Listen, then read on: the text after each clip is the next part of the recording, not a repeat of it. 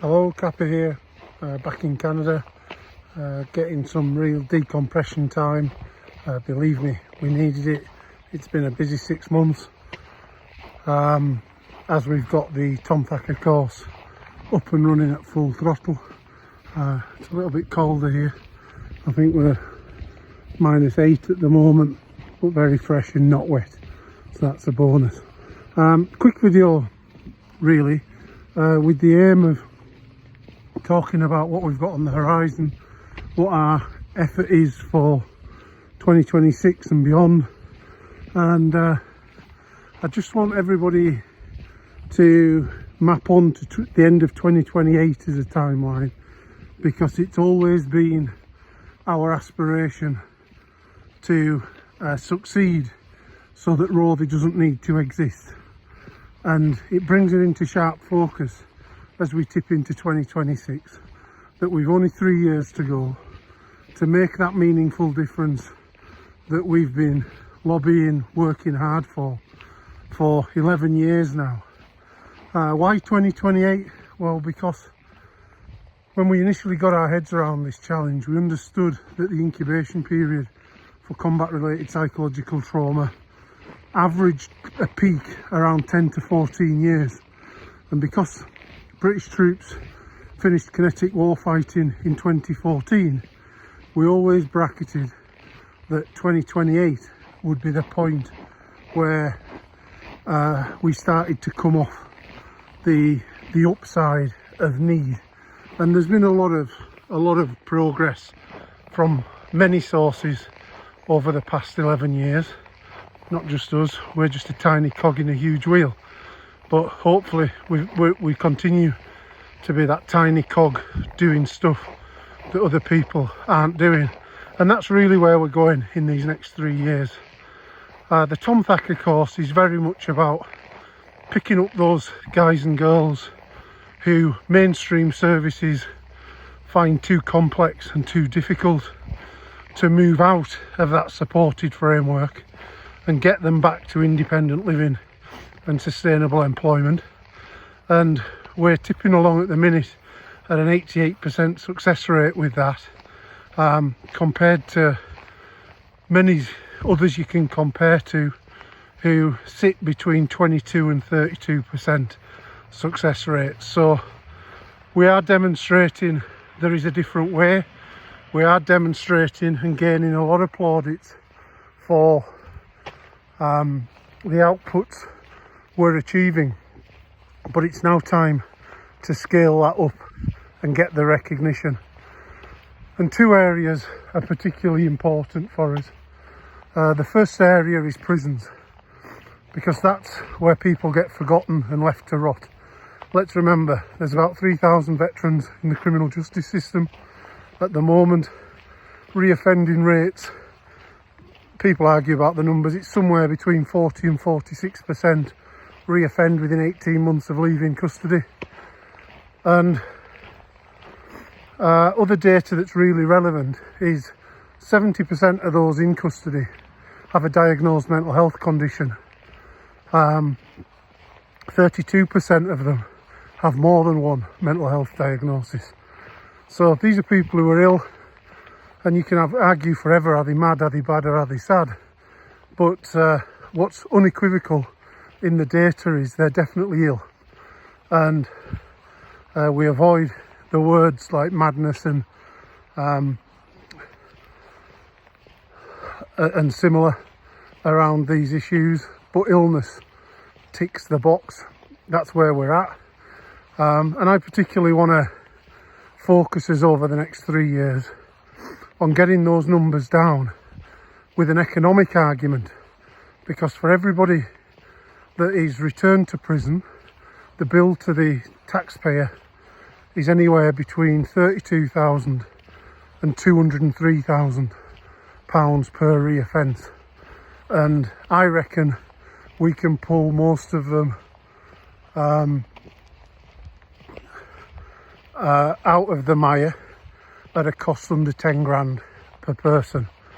That's before you calculate the human misery and second and third order costs on the judiciary, the health service, the police, social care, benefits and the rest.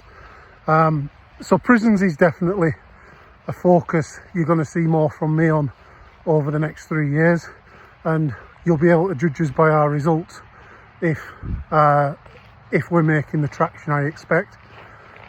I'm aiming to get reoffending amongst the guys and girls we pick up down from 40 to 46% to under 10% over that 3-year period.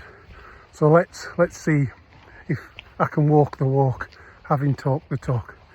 And the second area is supported living.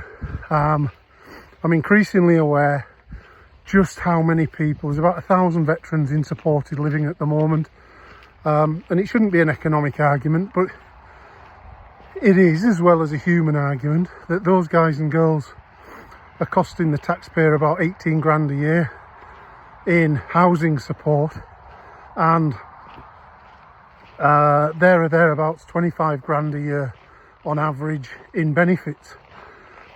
Not to mention the misery, the unrealised potential in their lives, and the recognition that these people at some point in their lives have been amongst the top 10% of their peer group. That's how they got into the military. So we need to refine that potential.